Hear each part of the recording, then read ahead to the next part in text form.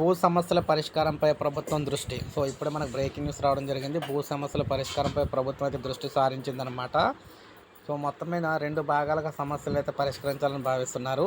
భూ సమస్యలను 2 భాగాలుగా చూడాలని, మొదట సజావుగా అంటే సులువుగా పరిష్కారం అయ్యేవి, ఇందులో భాగంగా పెండింగ్లో ఉన్న వాటిపై ముందుగా చర్యలు చేపట్టనున్నారు.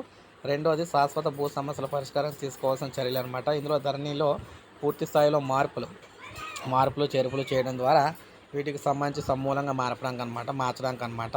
అయితే క్షేత్రస్థాయిలో ఇబ్బందులు అయితే చాలా ఉన్నాయి. జిల్లా కలెక్టరేట్లు హైదరాబాద్లో నిర్వహిస్తున్న ప్రజావాణి, అదేవిధంగా ఎక్కువ సమస్యలు భూములకు సంబంధించి అయితే వస్తున్నాయన్నమాట. జిల్లా కలెక్టర్లు క్షేత్రస్థాయి నుంచి విచారణ నివేదికను వెంటనే తెప్పించుకొని పరిష్కరించగలిగినవే ఎక్కువగా ఉన్నాయి. కలెక్టర్లు బిజీ షెడ్యూల్, తహసీల్దార్ల కార్యాలయం నుంచి విచారణ నివేదికలు సకాలంలో రాకపోవడం లాంటి లోపాలు అయితే ఉన్నాయి. దరఖాస్తులు లేదా విచారణ సందర్భంగా ఏ చిన్న సమాచారం లభించకపోయినా వాటిని అయితే తిరస్కరిస్తూ ఉన్నారన్నమాట.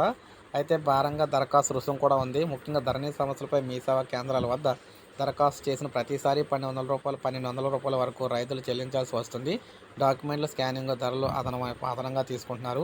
సమస్యల పరిష్కారం కాకపోవడం, అర్జీలు తిరస్కరణకు గురైనప్పుడల్లా తిరిగి దరఖాస్తు చేయడానికి రైతులు ప్రయాసలకు అయితే పడుతూ ఉన్నారన్నమాట. ఇదన్నీ ప్రభుత్వం దృష్టిలో పెట్టుకొని మొత్తం మీద చూసుకున్నట్లయితే పరిష్కారానికి అయితే ప్రత్యేక మార్గాన్ని అయితే దృష్టి పెడుతుంది రాష్ట్ర ప్రభుత్వం. ఇది ఫ్రెండ్స్, ఈ వీడియో నేను అసలు లైక్ చేయండి, సబ్స్క్రైబ్ చేసుకోవచ్చు, మా ఛానల్ సబ్స్క్రైబ్ చేసుకోండి.